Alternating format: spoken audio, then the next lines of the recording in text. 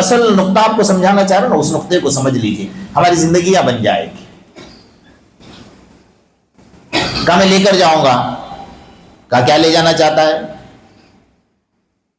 لَأَقْعُدَنَّ لَهُمْ صِرَاطَكَ الْمُسْتَقِيمَ ثُمَّ لَآتِيَنَّهُمْ مِنْ بَيْنِ أَيْدِيهِمْ وَمِنْ خَلْفِهِمْ وَعَنْ أَيْمَانِهِمْ وَعَنْ شَمَائِلِهِمْ۔ سب سے پہلے یہ مانگا کہ تیرے سیدھے راستے پر بیٹھ جاؤں گا، آگے سے، پیچھے سے، دائیں سے، بائیں سے تیرے بندوں کو بہکاؤں گا۔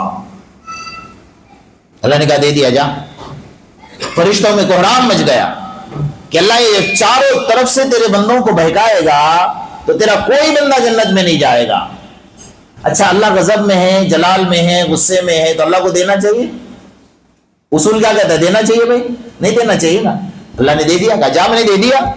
تو فرشتوں میں کوہرام مچ گیا تو اللہ تعالیٰ نے فرمایا خاموش ہو جاؤ، انی اعلم ما لا تعلمون، جس کو میں جانتا ہوں تم نہیں جانتے۔ اس منحوس کو میں نے دو راستے بلا دی۔ کہا وہ کیا؟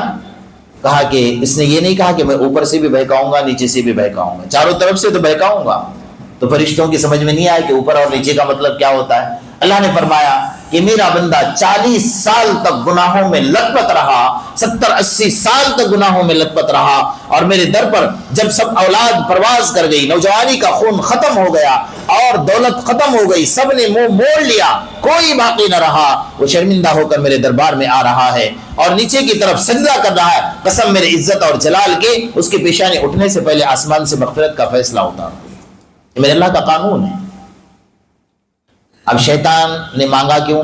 میں جو نقطہ مین بتانا چاہتا تھا نا، وہ مفسرین حضرات، محدثین حضرات یہاں پر ایک باریک نقطہ لکھ رہے ہیں کہ شیطان اتنا بڑا عابد تھا نا، اس کو یہ پتا تھا کہ اللہ بہت غضب اور جلال میں ہوتے ہیں نا، بہت غضب اور جلال میں، جیسے ہمارے بوڑھے میاں بہت گرم ہوتے ہیں تو بازو کا نوجوان بھی چھڑانے جاتا نہیں ہے، کیونکہ پتا ہے کہ بوڑھے میاں بہت گرم ہیں ابھی۔ میرا اللہ اتنا غضب اور جلال میں ہوتا ہے، تو شیطان کو یہ پتا تھا کہ پھر بھی وہ اپنے رحمت سے الگ نہیں ہوتا ہے۔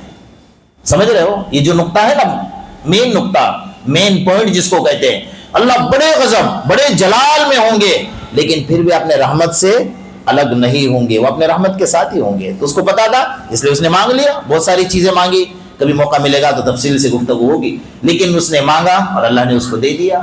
لیکن بندوں کے لیے اللہ نے رحمت کو الگ سے رکھا، تو ساری زندگی میرے بندوں کو بہکا، کوئی مسئلہ نہیں، میں ایک اس کا آنسو نکلے گا، اس ایک آنسو کے بدلے میں اسے معاف کر دوں گا۔ بس آخری بات میں عرض کر کے اپنی بات کو ختم کر دوں، آقا انعامدار